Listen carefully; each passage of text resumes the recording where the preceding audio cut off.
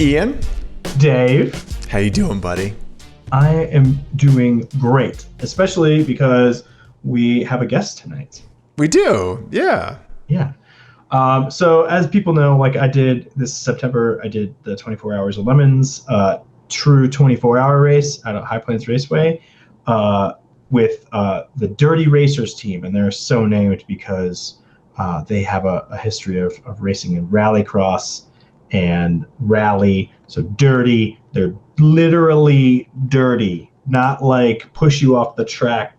It's a pun. It's a pun, Dave. Do you get it? I may have blacked out there for a moment, but I think I get it. Dave, famous lover of puns. Yep. But so yeah, who are we talking to, Ian? We're gonna talk to Brian Cather, who's the team owner. He's the owner of the truck that we raced in, and kind of the team leader.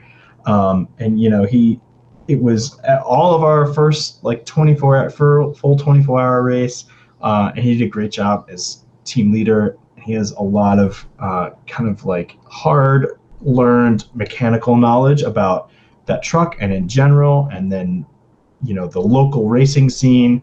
So I'm super excited to talk to him. That's awesome. Yeah, I am too. Yeah, because it sounded like a blast at the event. I'm still really sorry that I couldn't go, and I'm looking forward to the next one. But yeah, let's cut to our interview with Brian. I've owned 3 race cars that could be Lemons cars. 2 of them have competed, and one of them I sold to a team, and they said they were going to come out last June. And I mean, I wouldn't take that car on a racetrack, but it was an older E28 that was. I got it street legal, and I drove it on the road to go to a Rallycross event, and it was like the sketchiest drive. I was like, maybe it was an alignment thing, but like. To go 100 on the back straight at High Plains in that car, I'm just like, ugh, I wouldn't do it. But I'm glad they bought the car. They got it for like 800, so it was within the spirit. And I took the seats out of it, but they got an E36 limited slip differential with that car, which I regret not having time to rip that out as well. They got their money's worth. Nice. No, so Lemons started. I moved to Colorado. I was familiar with Lemons. I tried to prep an Eagle Talon in the past, and that kind of flopped a little bit. I got halfway through an engine swap, which means the engine bay was empty for 2 years. And then I traded an old rusted Fox body Mustang for a Circle Track Neon. And the Neon was actually race ready. But unfortunately, I learned that just because it's race ready for Circle Track doesn't mean it was like Lemons ready. So I spent a couple years like prepping it for Lemons. I ended up rallycrossing it for 3 years and doing one Lemons event in it. We blew a head gasket. We overheated it. But the theme was Subaru. Because I rallycrossed it for 3 years, and it was like it broke nothing while I was rallycrossing it. It was just super reliable. Nice. I was racing with all these Subarus. And I was like, you know, rallycross. So I painted it like the classic Subaru theme, blue. And I tried to like color match Rust-Oleum, like navy blue and sail blue, somewhere in the middle. And then I got yellow stickers from Latvia that made it look like the proper Subaru livery. And, you know, there's pictures on Facebook if you want to edit those in. But, you know, it was a monster in the dirt, which was fantastic. And I had a couple people where I fooled, like, they'd come up to me and they're like, does that have the 2.2 or the 2.5 in it? And I'm like, this is a Neon, man. It's not a Subaru. My buddy and fellow driver, Jonathan Nagel, inherited that car after I tried doing a PT Cruiser swap in it. Whoa, okay. I got too new of a donor. And so all of the sensors were wrong, all the wiring harness was wrong. And so I got like the engine swap part done and failed to get it. I got it running for 1 day, and then I left for a trip, and when I came back, it never ran, and it rained the entire time I was gone. So I think it was like some crazy electrical issue. But that's a tough lesson to learn. Like getting the too new of an engine, right? Yeah, it was. And it was like 1 year after the change that they did. The cusp, huh? And like you learn so much before you buy the donor. You plan it all out, and you somehow miss that one little detail. Same thing with the truck, actually. We got a 1997 donor. If we had gotten a 98 or a 99 donor, we would have had like a way better wiring harness and way better PCM. They had a 1 year that like nobody can tune, and that was 1997. Oh no! So we went through that heartache as well, and I did research. Joe did research. Joe's my other teammate on Lemons, and you figure that out. Yeah. So, man. Okay. So let's back up and talk about how you got into Lemons in the first place, and then how you came to own the S10. Yeah. Because your background is all rally and rallycross, right? And hill. Kinda, yeah. I moved to Colorado to race and to ski and to rock climb, which I don't do anymore. But when I lived in Virginia, Maryland, DC, I was aware of Lemons because I'm a child of the internet, and like these things pop up on YouTube. I went to see a Lemons race, like to spectate it. It's Summit Point. It was the same weekend as a Grid Life event. Oh yeah, there you go. Okay, yeah, that's all the cultures all at once. Got to spectate both of them, and they split Summit Point. Like Grid Life got 90% of it, and then Lemons got the Shenandoah circuit, which is this little tiny thing in the corner, and so I got to spectate both of them. There was a car that was racing there called a Turtle Eclipse of My Heart, which they're still running. They play the music the entire time. They have a large turtle sandbox on top of their roof, on DSM, of course. It's an Eclipse, and fantastic team. They don't post much on like Instagram or anything, but they're there, and it's still one of my favorite cars. But that's how I got into it. And I started like truly like getting on Craigslist and like looking for like $500 potential race cars, Civics and stuff like that. And the journey started. It was a long journey. The S10 I saw at the track. They were at the event when I had the neon there. And yes, there it is. Turtle Eclipse of the Heart. Yeah. Okay. Yeah. And so the S10 was at the event when I had the neon there. And it turns out that they didn't prep the truck very well. I didn't really interact with them. I remember seeing it and being like, that's a cool looking truck. I wish I had one of those. A 350 swapped S10 sounds like the best idea in the world. Right. And I wish I had a truck like that.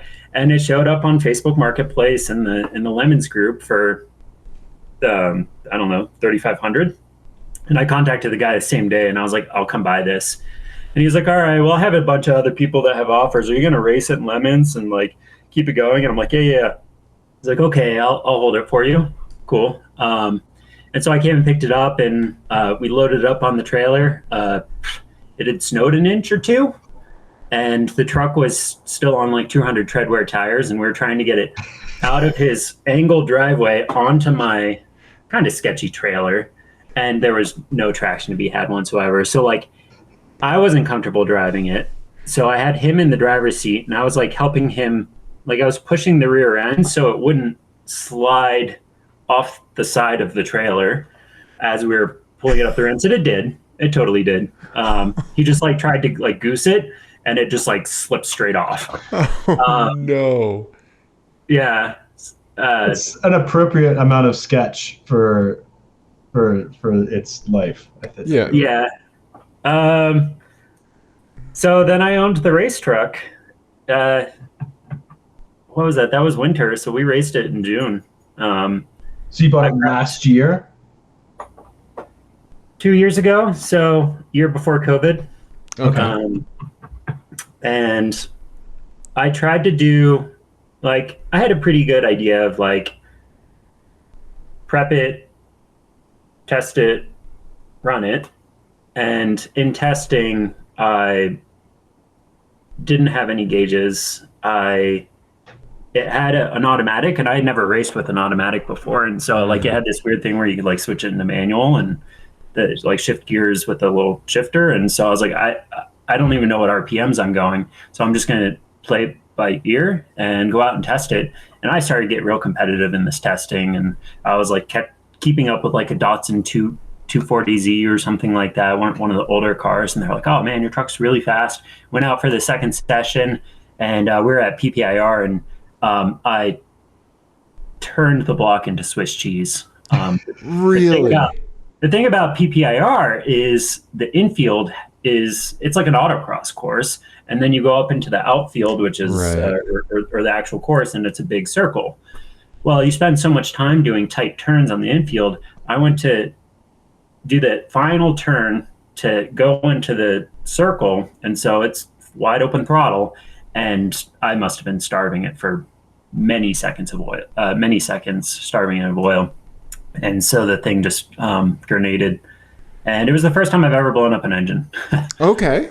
But, pulled off to the side, and I had like my little trail of oil, and we popped the hood, and sure enough, we could see through the side of the engine and stuff like that. Wow. Pictures of that too. And this was like a month before the Lemons event, the first one that I'd ever run with this truck.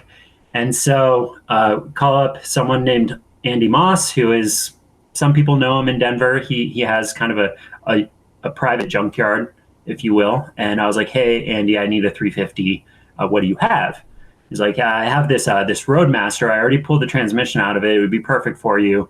I'll charge you $1 per cubic inch, so $350. But you have to take the Roadmaster, pull it, and bring me the Roadmaster back because I want to scrap that. Okay, all right, Andy, whatever. And so we pulled this really crappy Roadmaster 350 out of it, and which had like the worst heads in the world. And we installed it, and we ran in June 2 years ago. We used the same engine to run this June, and then we had a carb, Edelbrock carb, and it was running like 10 AFR, like stupidly rich. And we think it had like less than 100 horsepower. And so then between June and September, when Ian joined us, we did an EFI swap. Oh, nice. So that's the same engine then. I didn't realize that. Yeah, that engine. So when I blew up the engine at PPIR, we kept the heads because the heads were mostly okay. But I could see that one valve was bent, or one or two valves were like bent, like they weren't sitting in the same spot as the others.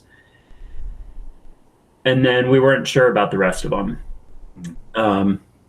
So what we did between June and September, not only did we get a donor, which we ended up not using the engine for, we used like the intake and the EFI, the top of the engine. We used the old heads that were on the truck when I first bought it, and then the Roadmaster block. So okay, gotcha. We did like do all the tests on the heads, and sure enough, like 2 cylinders weren't holding liquid, like they drained out immediately. So we replaced valves, lapped them. We had some lifters that like were just collapsed. So Joe, like in his infinite wisdom, he was like, hey, like I'm gonna like do all this stuff. And background information, Joe's an engineer, so he's a really great person to have on the team, but he's an engineer, so like usually timelines and time frames like go from like 1 week to like 1 month because he wants to do things in detail. And so he's like working on the engine, like I don't know, maybe I took the night off to go grocery shopping, do laundry, like the one night a week that I didn't work on the truck. And he's taking apart the lifters, and I'm like, Joe, what are you doing? And he's like, no, like look, this is the before, this is the after. They were like, feel it. And he showed me one of the crappy ones, and I was like, okay, you're right, good. So we ended up doing all this like really detailed stuff, extending out our timeline for testing and stuff like that. And I like recruited Ian by this point, and six other drivers. And I kept like saying, okay, we're testing on this day. And, a couple days before the test day would come up, and one of them would text me. He was like, hey, are we still doing this? And I was like, no, the engine's not in the truck. It's unlikely. And every single, I must have had like 12 test days planned out, and we got to like the third to the last one when we were actually ready to like put the truck on the trailer. And then we did that, and the slave, the clutch slave, I installed it wrong. The fork didn't go on, or the pin on the clutch slave didn't go onto the fork. It went like right next to it. And so we like reassembled the truck. We were working late to get it all ready. It was ready to go on the trailer. We're doing like really minor stuff, and we had to get it on the trailer by like 9 p.m. And I go to load it on the trailer, and the clutch is just stiff. Oh no. And I'm like, oh, are we gonna have to take the transmission off? Like, what did I do? You know, I installed that clutch like a month before that. I just never touched the clutch pedal. Right. I didn't need to. It was up on jack stands. So it was just stuff like that. Does like all of this mechanical stuff come from like family history, self-taught, YouTube? Give me some background there. Yeah, YouTube. Okay. It all came, I mean, my dad's into cars, but he said a couple of years ago, like I'd call him for help, and he's like, hey man, like you've surpassed me. You're doing crazy stuff that I would never dig into. Yeah. But it all came, like all of this racing stuff came from visiting my dad and doing a solo event, autocross event. Okay. In his RSX Type S. And, Oh, you know, nice. it had like the bolt-on coilover kits that you can like assemble yourself. And he had done like a proper alignment because he's an engineer too. And Okay. so the car was nice, but he hadn't done stuff like this. Sure. Yeah. YouTube, and I watch like trial and error. trial and error. I'm in a shop with 3 other guys, and they're all mechanically inclined. So if we need to borrow tools, we can. Nice. I mean, it's all just parts and pieces, right? Like that, like just having that mindset that like it can come apart and it can go back together, right?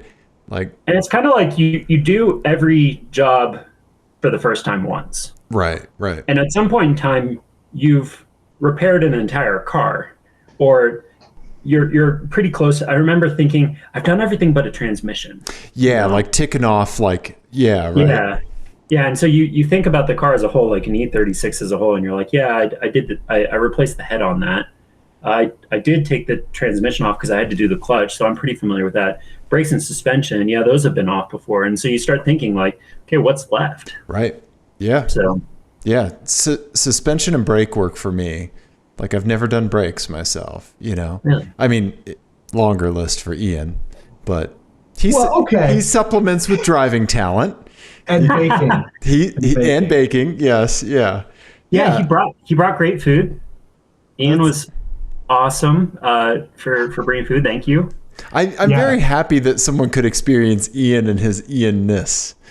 Yeah. The only injury I got in the weekend was that I cut myself while I was making those scones, which is a very like on-brand thing for me to do. Like doing this kind of dangerous thing, and like I hurt myself making scones. Yeah.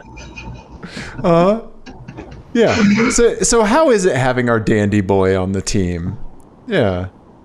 It was great because Ian's done this before. A lot of times I recruit from the people I know, right? And that pool is generally kind of Rallycross guys and maybe some hill climb guys. Great drivers. They've done like track days, but they've never done like wheel-to-wheel racing, and they're not really in like Lemon's culture. Right. So having Ian come to work on the truck for the couple times that he did, he had like beer and coffee in hand. And I was like, this guy gets it. Right? Well, I felt I had to supplement for my lack of mechanical ability. So I was making up. Yeah. He was also great because we'd give him projects, and a lot of time, like race car stuff, it's not like bolt this to that. It's like make this thing. Figure out how to blank, right? Yeah. Package this in this area, and it should function as such. Figure that out. And so Ian started with his cardboard CAD. And what were you making? You cut up a lot of cardboard for that project. Yeah. I made a couple of things with the cardboard.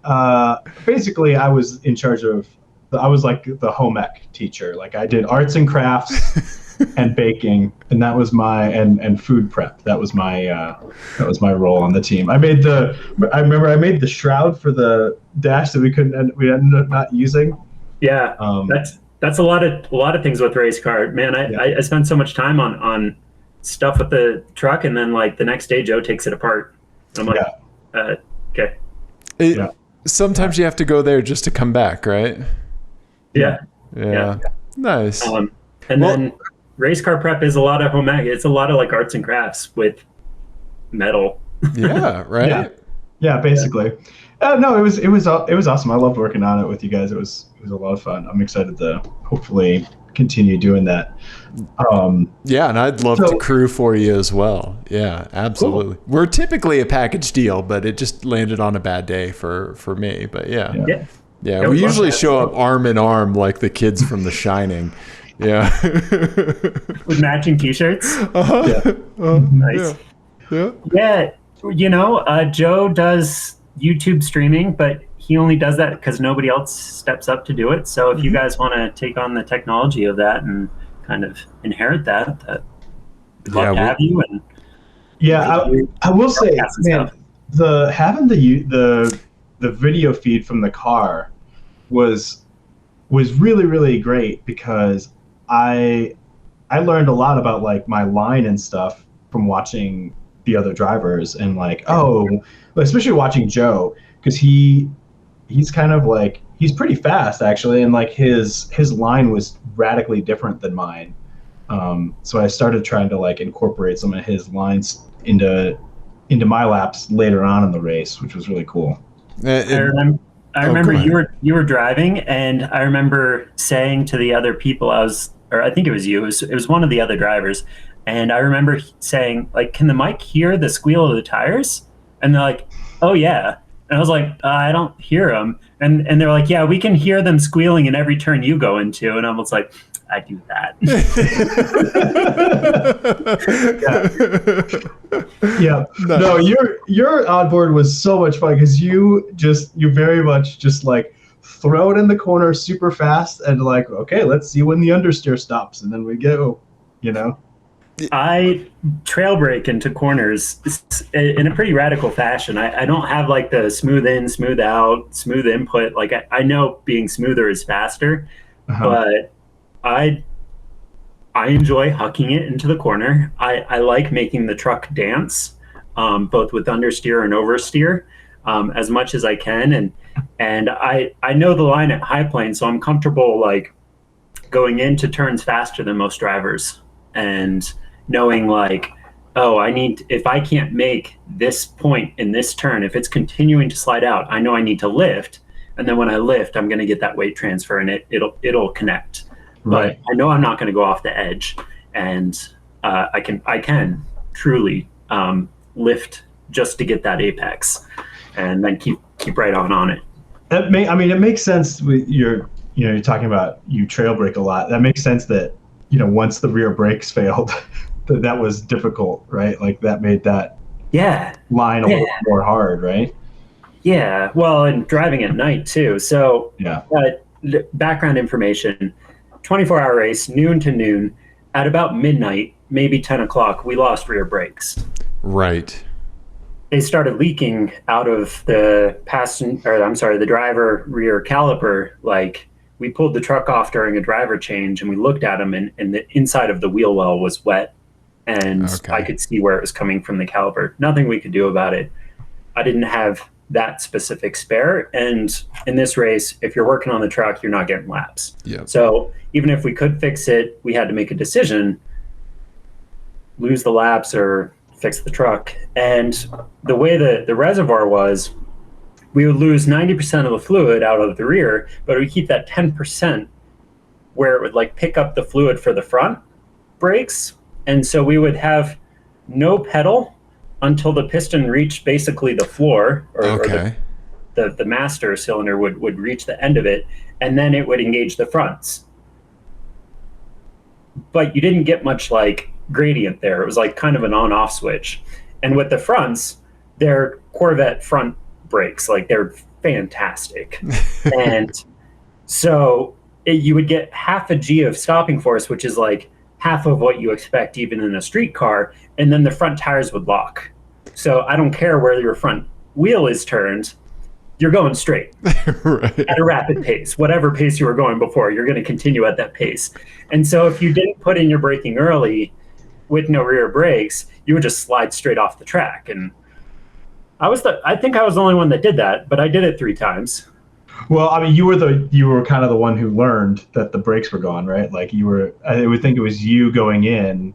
Yeah, Joe got in right before me, and he was like, "Hey guys, the brakes are soft," and I was in before him, and I was like, "No, they're not. Like they were fine when I gave the truck. Like I gave it to someone else, I think Raddick, and then Joe reported that they were soft, and I was like, okay. So then I got in after Joe, and this was while everybody was sleeping, so we were just trying to keep the truck going at this point, like keep it occupied, if you will.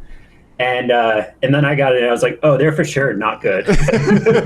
Oh, this is bad. This is very bad. And on a driver change after me, I checked the reservoir. I popped it off while we were refueling at the pumps instead of in the hot pits, and it was empty, like except for that little puddle for the front. And yeah, I went off, and like when you go off, you have to report to the judges. You get black flagged, and so they don't like when you go off. It's a safety issue for them. They're concerned, right? Sure. They're concerned for their event. They're concerned for you. And so you have to like explain to them like, oh, I made this mistake. I understand the mistake. And when they see that you're level headed, they send you back out, or they make you take some time by like solving some puzzle or doing some dumb activity.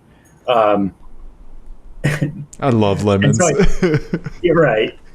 I couldn't go in and be like, I made this mistake because my truck's unsafe, right? Because I want to like continue racing, and I'm like basically making poor judgment, poor decisions, poor judgment, and so I'm like, I'm tired. It's like 6 o'clock in the morning. We're going to do a driver change, and they're like, all right, well, you went off twice, so your team can't go off anymore. Go tell your other drivers not to go off. And I'm like, okay, cool.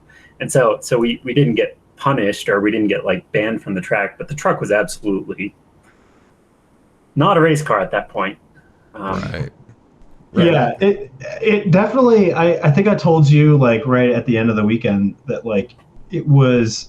I did 3 stints in it, and I felt like I drove a different truck every time, because it was changing throughout the weekend. It was very different, and like that last stint was like every pedal input was an adventure, because you didn't know exactly what was going to happen with either the throttle or the brake. That's true. Which made it hard to like pick a breaking point, like wait, I don't know. Here looks good. At that point, there was some below like 3,000 RPM. There was some hesitation, some miss, or some cylinder that wasn't firing, and then you get above 3,000 and it would turn on. And so he's right. Yeah, even the throttle pedal was variable in what would happen depending on where you were on the track and what gear you were in. We're like losing oil pressure too. I haven't diagnosed that yet, by the way. If you want to, Ian, if you want to spend some time at the garage, I haven't touched the truck. I was wondering. Yeah. I mean, I think Joe was speculating that the oil was getting trapped in the head and not returning. I don't know. Yeah, that's true for small blocks in general. He's talking about rebuilding the second engine and drilling holes on the side of the engine in the top and the bottom of every corner, all 4 corners of the engine, and running an external AN line so that your oil, like if you're like going around a high G corner and all the oil comes up into the head, it will stay there. Like these engines are just built in the way that like there's a couple holes throughout the engine, but they're kind of in the wrong spot, and you'll oil starve your engine because everything's up in the heads. And so you like circle track cars and cars that run on road courses, they have external oil lines so that if oil goes to the corner, it can come down back into the pan. Okay. Nice. Which is, I've never heard of that modification. I've also never seen. Me neither. Kind of unique, I think, to the type of racing and the type of engine. Yeah. You wouldn't do that on a Honda, right? That would be very nerve-wracking, tapping the block for that threaded. Yeah. Interesting. Okay. Huh. Yeah. Wow. That's really cool. What do you think? What other thoughts do you have about the way the weekend went? Do you think like how was it being a team like runner, an owner for a 24-hour race? Like what was like the degree of difficulty difference between like the 2-day race format and the 24-hour? 2-day races are really fun. Okay. The 24-hour was difficult because one of our drivers had some back pain and didn't feel comfortable getting in the truck. So he kind of picked up the role as being like team leader when I wasn't around, or just honestly team leader when I wasn't capable. That was great in the capacity that I needed a second person to help manage the team. Having 5 drivers over 24 hours is significantly different than 6. Especially in the middle of the night, it was difficult to find enough people awake to be present to watch what was happening, monitor it, help refuel, and drive.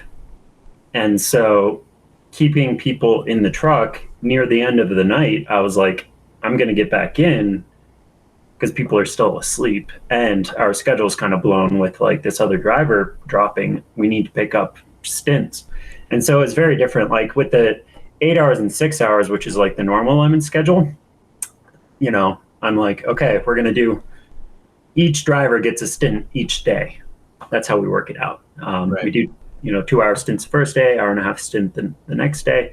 And it just works nicely. Everybody gets their seat time. Everybody's happy. Everybody's rested, and everybody enjoys the event. With this, it was like, who do I put in next? Right. Like who do I punish with more seat time? It almost felt that way.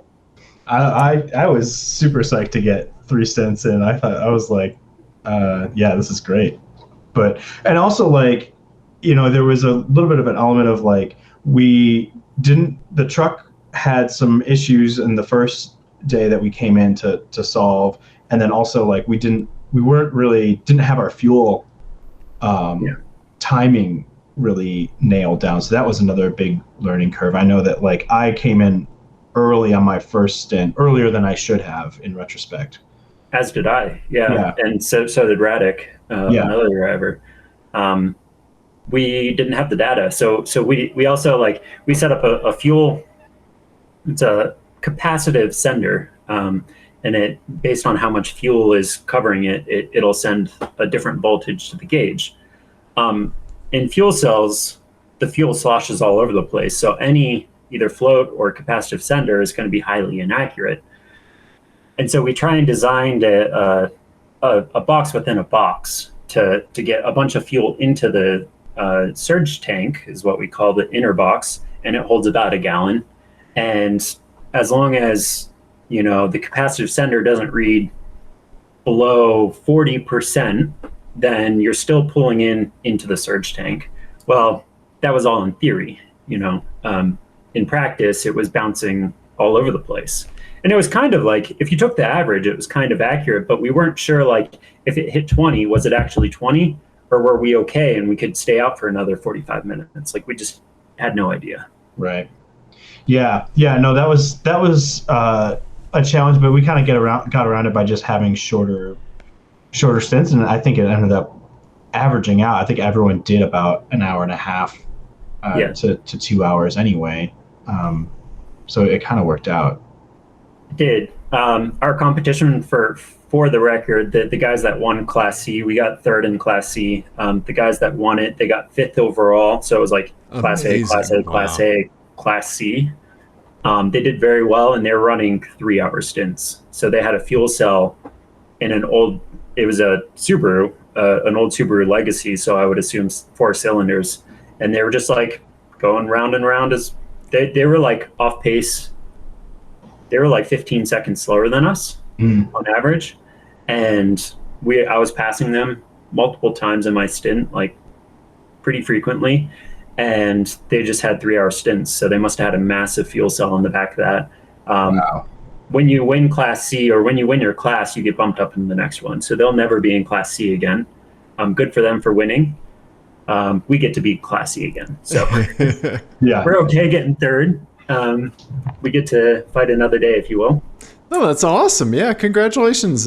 Podium finish, man. Yeah. Yeah. It's also a testament to like making the decision to keep the truck out there with dodgy brakes just because you need to keep turning laps, right? Like just like the Subaru, just stay out, keep turning laps. Like the fact that they were 15 seconds slower per lap than you guys and still won the class.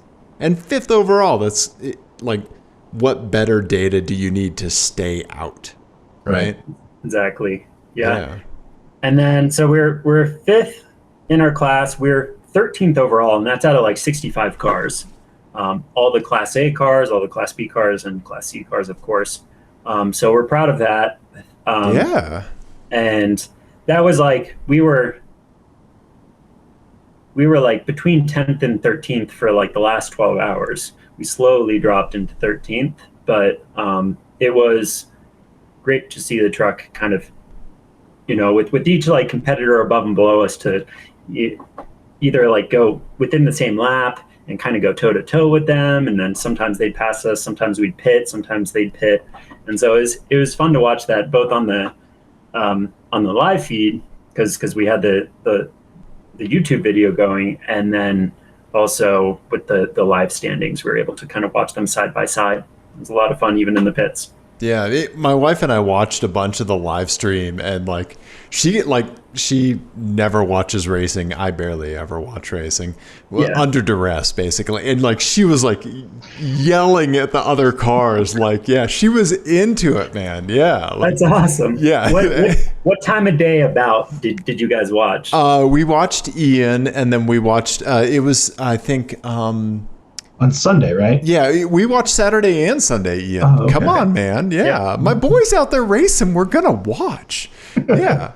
I asked what time of day because I was curious on like how well the truck was doing. Like if you had watched the first 4 stints of the race, the first 8 hours, like, man, that would have been fun to watch. And then if you were watching like on Sunday, okay, we were keeping it going. I don't remember if it was Dave or one of the other people that I had sent the link to, but somebody texted me asking like, "Is the truck okay?" That was me. It was you. Okay. Yeah. No. Is it running okay? No. No. And we had like less power halfway through the event too. So going into the event, we knew actually we had rebuilt the engine most of the way, like we were most of the way done. We put the heads back on, and we did a leak down test, and 8 was giving us low leak down numbers, and so we knew that 8 wasn't healthy as we were putting the engine back together. And so we did a couple diagnostic things, and we learned that the oil rings weren't sealing. And so we knew going into the event, we're going to have a ton of blow-by, we're going to have a ton of oil in our catch can, and we don't have great compression in cylinder 8, so it's not going to fire healthy. And so that's fine. We ran the event. Yeah. And finished. Yeah. You ran the truck for 24 hours. But by the end of the event, I don't know if there were 7 cylinders fired. Right now, there's a bunch of stuff on the hood from like when we took everything out of it was a Diego's bourbon. Basically, all this stuff that he towed the truck and all the race stuff home, and I just piled it in the bed of the truck and on the hood and stuff. And so I haven't even gotten the hood open since the event. Well, there's a very important thing on the hood. Yes. Still. Yeah. Trophy. That's still sitting on the hood, yeah. And so that's explanation there. Index of effluency is, or IOE, is the highest award you can win in Lemons. As the judges describe it, it's making the most with the least. And it's the spirit of Lemons in the sense that like you bring the oldest, most obscure, or most hopeless vehicle, and you do surprisingly well. This truck has a history of not doing well, both with the previous owner, who showed up with like half a roll cage and just a bunch of really poor race prep. And then I got it, and there were just like mechanical issues. We kept bringing the truck in, we kept it wasn't running right. And so this was the first event that it really just stayed out on the track. And I was surprised. They kind of described loosely our experience with the truck, as they do. They're automotive journalists, so they'll tell whatever story they'll tell. And so as they're describing this winner of the IOE and their experience with their vehicle and their experience over the weekend, I'm like, I mean, that doesn't sound like it's not us, but I wonder who this IOE winner is. And then they said our racing team name, and I was like, oh, we won IOE. Oh, very cool. Oh, yeah. And I was really excited and really surprised. Yeah, right really on. Proud. Yeah, congratulations. Yeah. Yeah, they were really laying it on thick, and I was like, man, who is this poor team that's like got such a crap can? And then when they said us, I was like, oh, well, okay. Yeah, it all kind of, you connect the dots and you're like, yeah, I mean, those were kind of true. Okay. Yeah. Nice. It was, I don't know. I love the, I don't know. I'm built, I think, for endurance racing because I just love the like strategy of like, do we, like when I came in on the overnight stop and it was like, hey, we're losing oil pressure. Do you want us to keep running or not? And like that calculation of like, do we take time to diagnose this or do we just send it? And the call was to send it. That's great. Okay, let's do it. But that's a calculation that you have to make, right? Like it's more, to me, it's more interesting than like, doing like a one lap, as fast as you can. Yeah, and also having that evening pause, right? Like that overnight pause between 2-day races, right? Right. Well, that's interesting because a lot of the Lemons judges don't prefer 24 hours.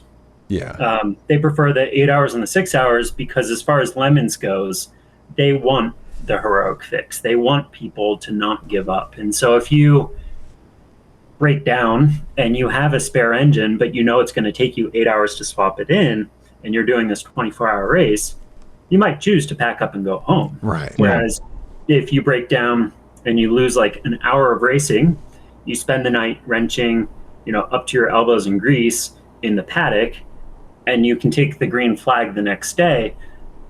That's one, more attainable, and two, it's more likely that people are going to do that, and they do. The Neon did run at the event with us, captained by Jonathan Nagel, who inherited the Neon from me. And poor guy, he's run that Neon at 2 events, and he's gone through 2 engines that were both absolutely 0 miles, brand new. Whoa. Yeah. Usually, like, at this race, it was like a lack of gauges. Like, he was cooking the thing up to 270.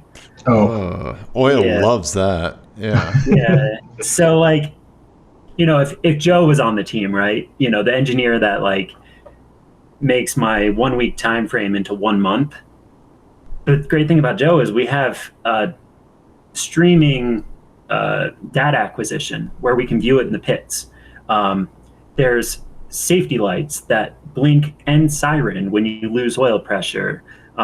There's gauges everywhere and a computer next to you that'll tell you the same thing as the gauges. That's so great.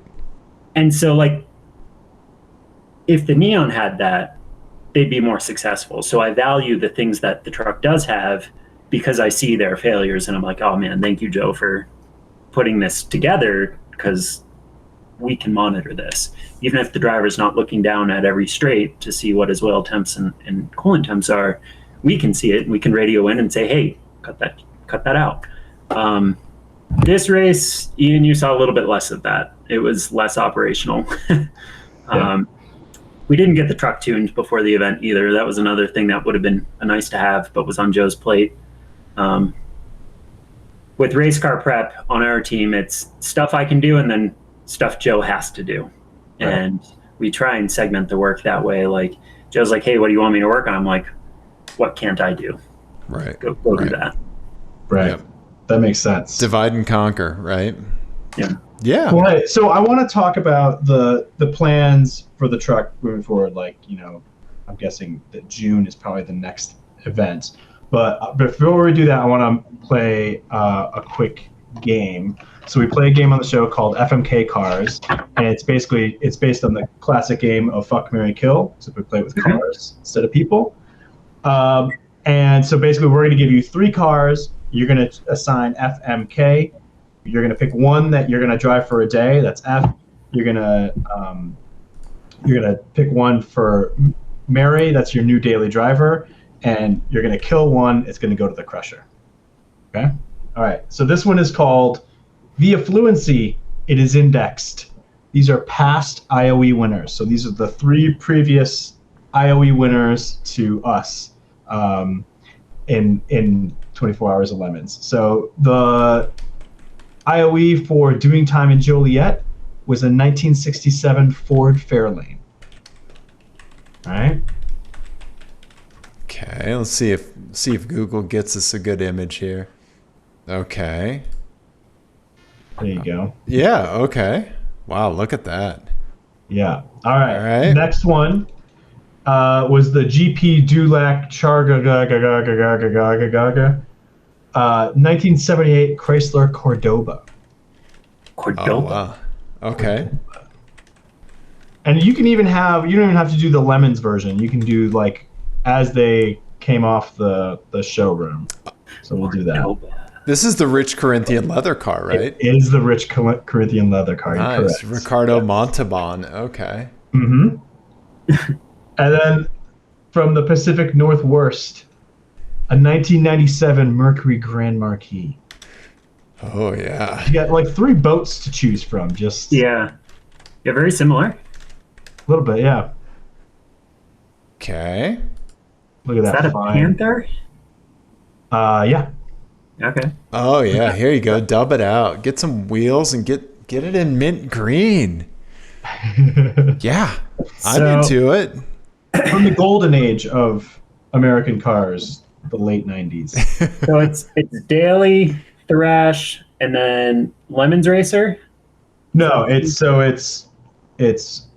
daily, thrash for a day, kill it. He goes to the crusher. One of these is going to have to go to the crusher. Okay. Yes. Yeah. You go, should I go first? I'll go first, I guess. Oh yeah. This is for you. Yeah.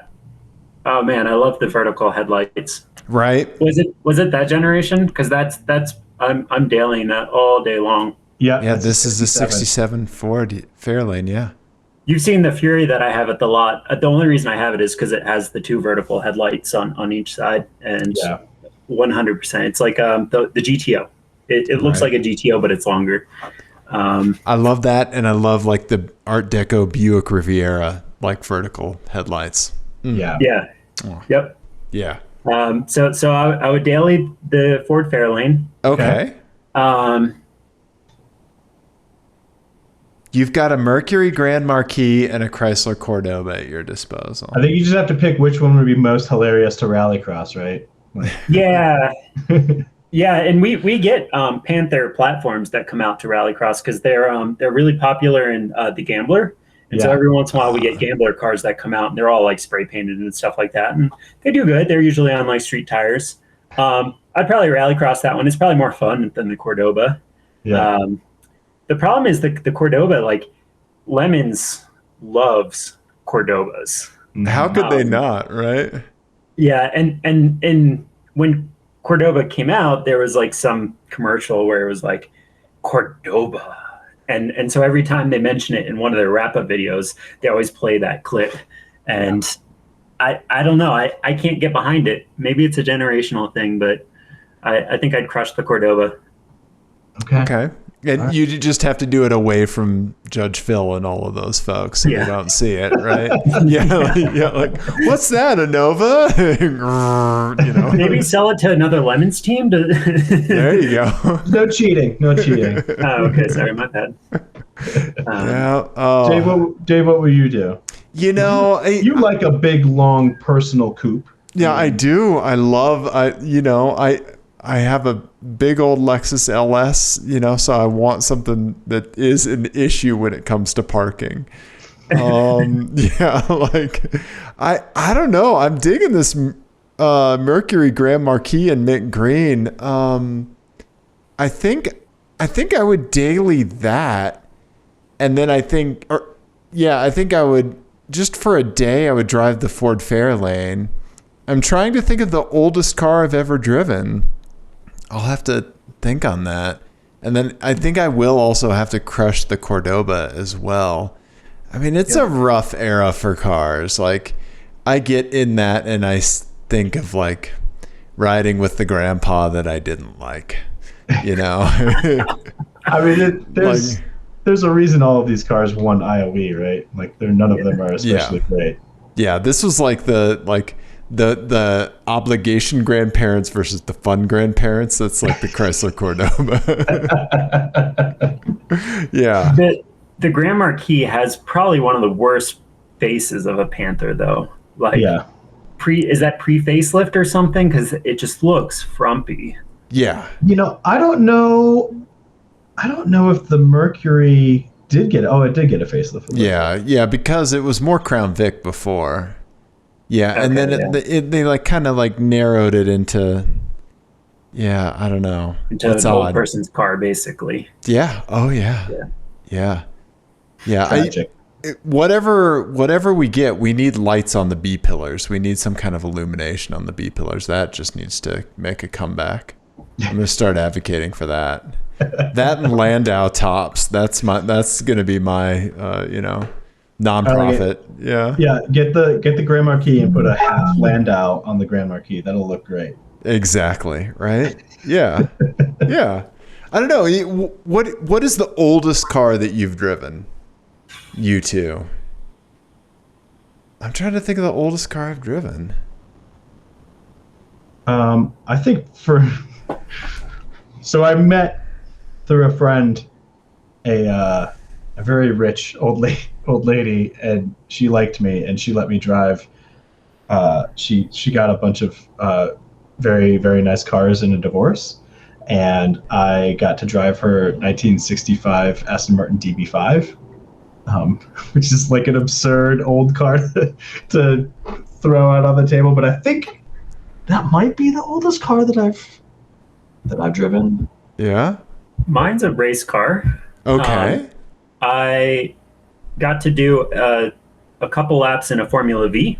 So, I don't know, pick a year of Volkswagen Beetle. And that was the year of the race car.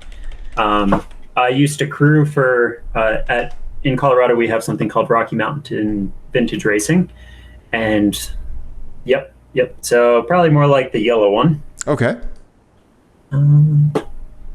Or this guy down here. Probably the top left. Okay, yeah. Yep. And so that's I used to crew for two of those, and so once a month we'd go out and they'd run and we'd check their oil and make sure their gas was filled up and just generally have a good weekend at the track.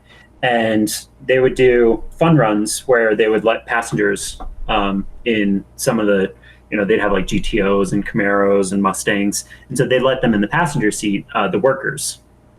And so because these are one-seaters and because I had a full driving suit, they let me drive around the track in this. And it was both fun and 100% different than anything else I've ever driven. Okay. Yeah. Very, very cool. Very cool experience. Nice. Was it on slicks? Yeah, but they're like that wide, right? Similar to what you see in the picture, like kind of period correct racing tires.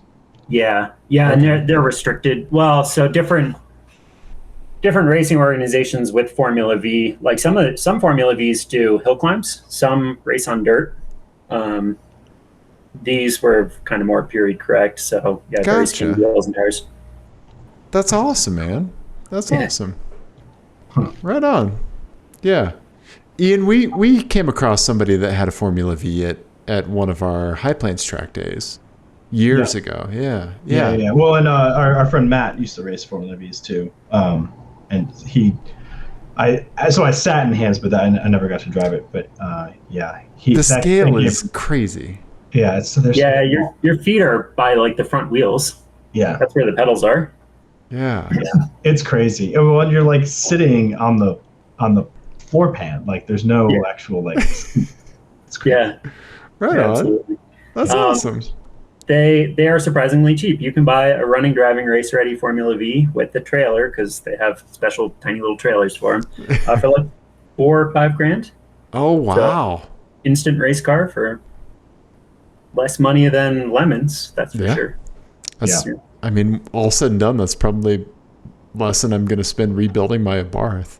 Yeah. Right. Yeah. Okay. Huh. Okay. Well, that's cool. Nice.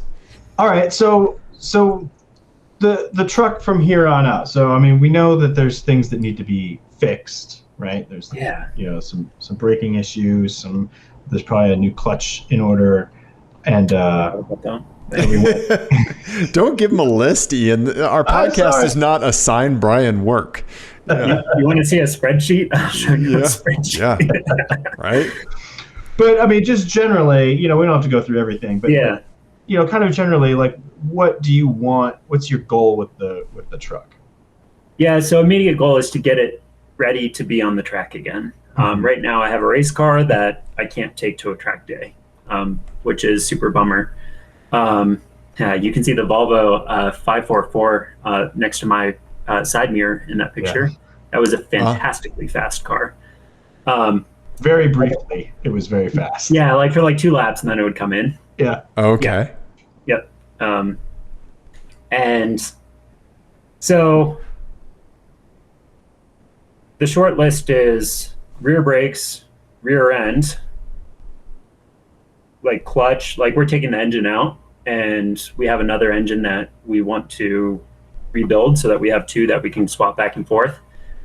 So when that engine comes out, we'll replace the clutch and put the other engine in. That's the short list. That's kind of immediate future. I should be ordering brake parts yesterday. The plan for that is to match the C5 front brakes with C5 rear brakes. Right now it has a Camaro rear end, but very early 3rd gen, and there's quite a lot of aftermarket support there. So there's websites that you can convert like that 3rd gen rear end to any brake combo that has existed in the Chevy land and aftermarket as well. So because I have C5s in the front, I'm picking that to match the rear because less engineering will go into it that way. We're going to put new masters in. I'm tempted to put in a dual master setup with a proportioning bar. There's one sitting right next to the truck from my friend Dave. He was like, "Oh, this is my old setup. This is what we ran. You should install this." And I'm like, "Okay, all right." So then that would give you like front rear bias adjustments? Yeah. Okay. Yeah. So your brake pedal goes between both masters rods, and there's like a clevis pin on it, and the bar that it pushes on, you can like slant it basically, so that it pushes more on one cylinder than the other. Right. Is my best explanation of that. Sure. But they're 2 completely separate masters. Right. And so they'll push fluid into the 2 separate lines as well. Wow, that's awesome. Okay. Yeah. Right on. Yeah, that'll be great. Real quick, like I've always admired like Chevy, like small pick 'em up truck, big engine swap, right? Yeah. Like I grew up driving Nissan pickup trucks, and it was like my dream to do some kind of swap in those when I was younger, and I never had the ability or money or anything like that to ever do it. And so like I've always pined for like some kind of mini truck with some kind of V8 or just some kind of ridiculous motor. And so like it's so great to see this like just be such a modular platform that you can just slam stuff into like that. It's really good. And it's like, Ian and I were talking about it, like on paper, like this is a winning formula. It stinks that like it fell off a freaking trailer. Like, like some of these like circumstances that you've had to deal with, it's like, that's why you won IOE, man. Like this persistence is so valuable. And yeah, no, it's admirable. And it's really, really cool to see, Brian. Yeah. So Dave, I was in your shoes. The truck was parked essentially where this picture was taken. I walked next to the van behind it before I ever owned it. And I looked to my right and I was like, oh man, that is cool. Right? And then 6 months later, it ended up on Facebook Marketplace. And I was like, that's my truck. Add to cart. Yes, that's a Yeah. And then I started talking to other Lemons people that had been around a little bit longer than I had, that had experienced it more than I had. You know, they had firsthand knowledge of it. And they're like, man, that thing is garbage. Hey, what do you guys think about that truck? Oh, that awful thing. Oh yeah. I just bought it. Yeah. Which, I had that conversation with one of the judges when I first bought it. Like, what class is this going to be in? And they're like, there's no way we're ever going to put this in class B. Like, this truck is hopeless. And I was like, perfect. Sweet. Yeah. At least that's the right reputation to have going into it. Yes. Not to be a person that's like, oh, this truck is going to dominate. Right. In a different class. No, I like that. Yeah, that's really cool. Really cool, man.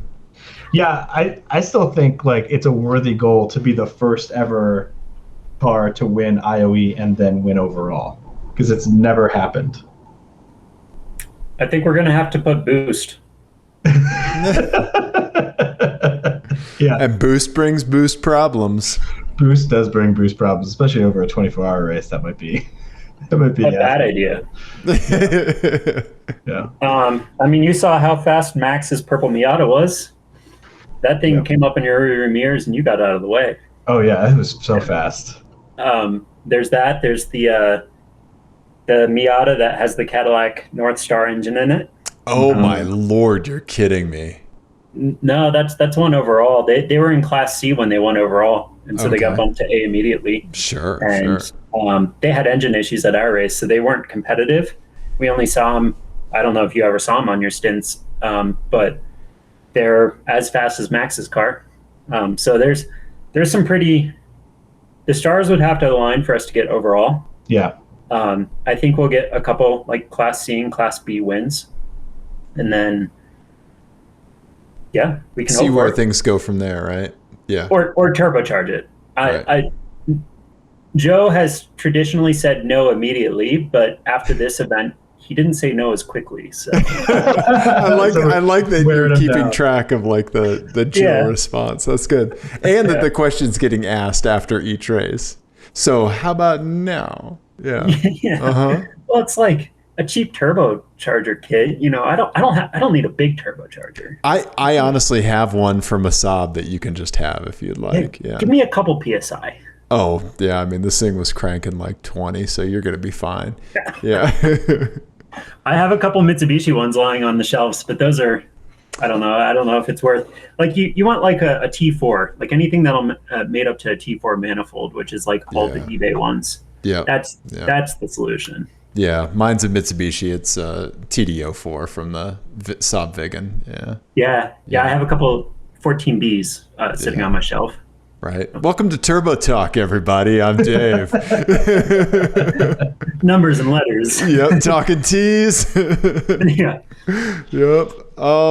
Yeah. No, this is great, man. I'm really looking forward to when I can crew. I don't watch sports. I don't like care for racing. I'm a bad automotive journalist, and that like I don't do any of it. I don't care. So, but like when Ian and I went out to Road America and we were competing in the Lemons or Champ Car out there, like I've never been more invested. I was glued to the timing sheet and just like so in. And so like when you take a Ginger out of his normal routine of playing bleep bloop music and doing what he does, right? Like, and put him in that setting, like I am all in, man. And I love it. It's so great. Yeah. Well, and I love that everybody on the teams are invested, and that's like where Lemon shines, is because all the teams are super invested. Yeah, like they're all battling their battle, and you get a little glimpse of it like when you're in these carports where the truck's parked in this picture. There's someone right next to you, right, and they're battling, you overhear their problems, and you're either like, you know, can I help them? We all have our own downtime, so like, yeah, everybody gets invested. They're all having fun, and they're all fighting their challenges, which is pretty cool. That's great, man. That's great. Like a step back from Sisyphean and like, you know, just big challenges, and like everybody's kind of in an element of it together. Like Yeah. I love that. That's so Well, great. and the other thing that was really cool too was that like we're all bringing different experience levels and different kind of skill sets to the team, and it was cool that I feel like everybody helps someone else with something. Like everyone was able to answer a question for someone else about something. It was great. Like we all kind of figured out our little niches like pretty quickly, and just kind of fell into our little roles. It was cool. Yeah, the team melded really well this time. That's awesome. I do have Ian sent me this picture, and I am concerned about tire management, and I would prefer if you did not kill my hairy friend. Yeah. We probably should have had rotate tires on the list. That would have taken time, man. Yeah. But that's the only tire that did that. I've post race, we're speculating that it was the fact that I put poly bushings on the upper control arms, and I did not get around to putting poly bushings on the lower control arms. We think that could have helped that problem along. Okay. There's a significant amount of rear camber, and basically the way that these and like every 80s Chevy vehicle has these control arms that like you can shim them so that like here's your outside of the vehicle, your frame rail, and this control arm, you just shim it further in. And I've shimmed it like an inch further in on the top. And so now at this point, I was talking to Joe, I was like, are the judges going to care if I go like tubular adjustable A-arms? Like that's very race car. And he was like, I did it. And they gave me grief the first time they saw them. But like, I had this problem. I was going through tires in a kind of dangerous fashion far too regularly. I needed to fix the problem. And I was like, okay, that's probably in the truck's future as well. Yeah, just show them this picture when you show them the new suspension parts. True, with the IOE patch. You're right, I need to keep that. Yeah. Okay. Right? Yeah. This is great. This is great, so, man. Since the event, the next weekend I had off, but then the weekend after that I did Rallycross, and that's in my Mini Cooper, stock Mini Cooper. Fantastic front-wheel drive Rallycross car. That's awesome. Okay. Yeah. And then and I daily drive it. I didn't mean to like buy a daily drive car. I bought like a beater Rallycross car, and now all my other cars need maintenance stuff done, or not preventative maintenance, like real maintenance stuff. So I can't drive any of them. So I'm driving my Rallycross car to and from work, and I like drove it to the track at the Lemons event. So it's been a fantastic car. That was what he slept in, by the way. Oh, wow. Okay. Okay. Well, I learned the passenger seat is more comfortable than the trunk. Oh. Okay. Yeah. And then I had this weekend off, and then the next weekend I'm doing a hill climb. Okay. And hill climbs are all dirt. There's about like 4 or 5 venues that Colorado has, and they're all over the state of Colorado, generally not near Denver, somewhere in the mountains. And their courses range from like a 4-minute run to a 6 or 7-minute run. Okay. So they're pretty long, and they go up the side of a mountain on most of them. Yeah. And Colorado Hill Climb Association has a bunch of different classes. They have like classic, Camaros, Broncos, S10s with like big blocks and massive rear tires. Very redneck. They have a bunch of open wheel racers that have big V8s in the back, or sometimes a Ford Taurus show engine. So a bunch of different classes. They also have a rally class. So anybody that's built a car for stage rally can go do these hill climbs, and they're more local events. So I co-drive for those. I read the notes. Nice. And so I tell the drivers what corners are coming up, how tight they are, and what corner is at the next corner, right? So can they go wide open throttle when they're staring at a corner where it looks like there is a cliff on the other side, and it's a blind corner because there's a big cliff on the inside, can they take this without lifting? And I'm saying, okay, this corner isn't that tight. You can take it without lifting. So they're going faster around this course because I'm telling them what's coming up next. Well, that sounds fucking terrible. I haven't gone. I've rolled before. Okay. I was in the passenger seat. I called the notes. It was a right 3, so like a 90-degree right turn, and the driver took the racing line instead of the rally line, which you apex later in the rally line, so that if you do slide, you have room to slide. And so he slid back off the corner exit. He slid the rear of the car. It dropped off the road. And we hit a bush. so the bush flipped us, and we flipped 2.5 times. Ended up on my door, and so we had to crawl out his window. Wow. And but besides that, I haven't gone off. No like side of the mountain offs like that. And generally, it's a fun experience for near free. It's like the cheapest way to get your dirt racing itch scratched is being a co-driver. Okay. How, with the first time you did that though, was it like, I imagine that to be super scary. I'm a shit passenger. He's the worst passenger, Brian.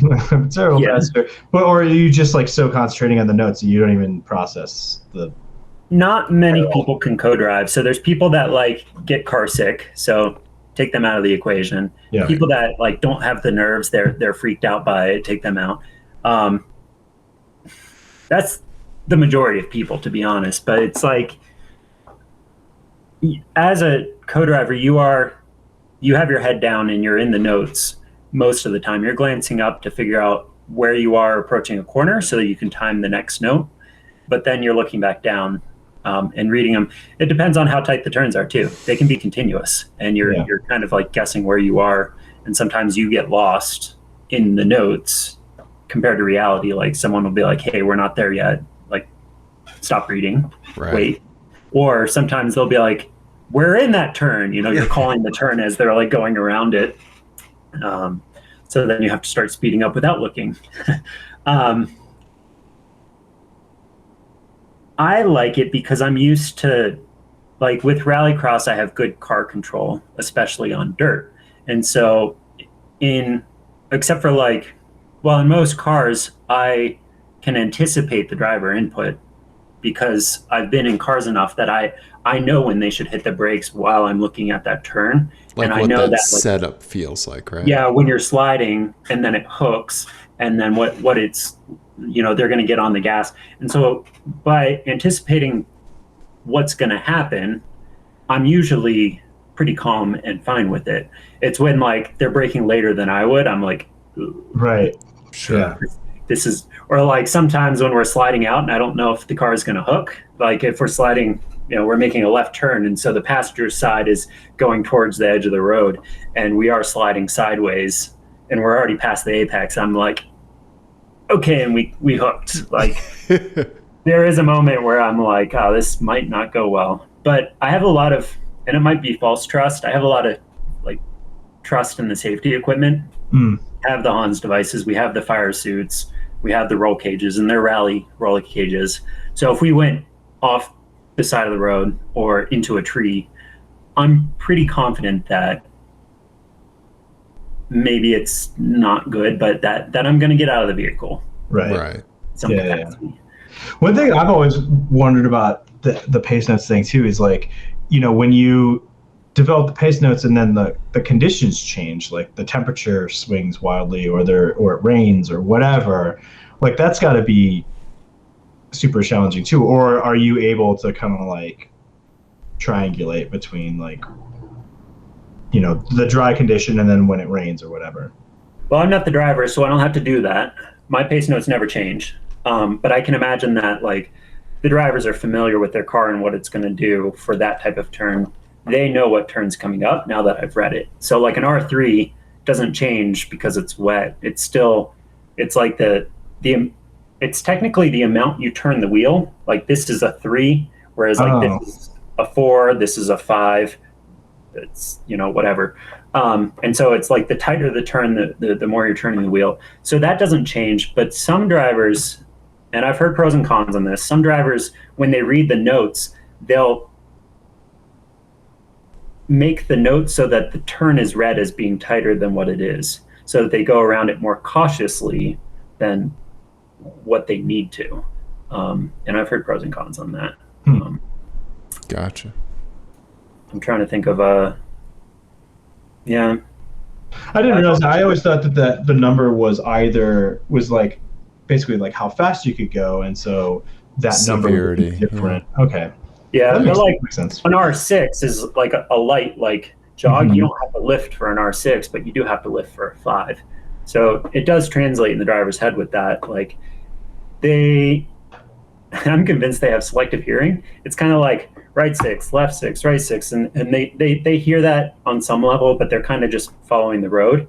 And then when they hear like then left 3 over crest, right 2, like they hear the 3 and the 2, and that's like it triggers like an alert in their head. Right. That makes sense. Gotcha. Have you ever driven to notes? Have you done? Just Sims one night at Giannis's house. We were drinking beers. No, but that's it. It does make sense now that I've read notes and then I did the Sims. I was like, oh, this is way easier. Yeah. When I was playing a bunch of sim rally stuff, I think it was Colin McRae. Like I was repeating the pace note back to make sure it registered, because like that active listening while driving is a whole nother skill. And so like, Nicky Grist would like, his voiceover in the game would say, 2 over crest, 2 over crest, Yeah. Yeah. I was parroting everything back to try to make sure I was processing it. Yeah. What I do when I'm reading notes too is I'll repeat at a lower volume. I'll say like, right 6, left 6, right 6 into left 2. And so we'll do all the 6s, which are basically like a quick S, and I'll be like, and we're approaching that left 2 now, or Gotcha. Repeat left 2, coming into that left 2, so I'll do that so that especially the ones that I want them to be paying attention to. I don't care if they hear my 6s, they can see those just fine. But if they're coming in hot into a really tight turn, I want them to know it's coming up. Nice. Smart. Yeah, that's really cool. That's really cool. Yeah, you're the first co-driver we've ever had on the show. Yeah. Yeah. I think if Ian and I were to start a rally team, I think I'd have to default into co-driver position because he'd just be too terrified. And then we would probably roll the car immediately from the start. My first run at my first event that I was this year, it wasn't my first co-driving event. It was my second one, but we rolled, and it was a practice run. Okay. Oh no! And the poor guy is he's been on my Lemons team before. He wasn't running in September because he was at a hill climb event in his car that he rebuilt after he rolled it. But it was his first event, his first run. Oh. And he got halfway up and rolled it. Oh, and, wow. Yeah, my heart broke for him because he bought the car to learn how to do it. And kind of worst case scenario there. Yeah, that's terrible, man. Oh, God. Yeah. That's the worst. Well, let's figure out an up note to go out on instead of your buddy rolling his car. Oh, yeah. The next event's Monarch, and I'll be racing in an Evo 3. I think it's an Evo 3. Okay. And mostly stock, but built in Canada and built for rally. And it's a fantastic, fun, kind of like historic rally car that we're going to buy for second place. I'm going to shoot for second on this one. So that's awesome. Yeah. That's super cool. Yeah, you'll have to let us know how that goes. And I'm sure, hopefully, we can get some wrenching time on the truck soon too, because I'm excited to keep working on that. Yeah. But yeah, it's been great, like getting to know you and getting to know like this little like world that you live in of like rally and rallycross and all that. Yeah, stuff. Man. So yeah, thank you so much for coming on. Yeah, thank you for having me. Yeah, absolutely. Dave, if people enjoyed this, what should they do? Yeah, Ian, they should definitely subscribe to us on YouTube. They should call the Apex Adjacent Crisis line, 720-515-1391. If you see a weirdo out there with a vanity plate that just makes no sense or upsets you in some fundamental way, take a picture of it, text it to us, and we'll talk about it. Yes. 720-515-1391. Yeah, so do those things. Yeah. All right, everybody. Thank you. We love you. Goodbye.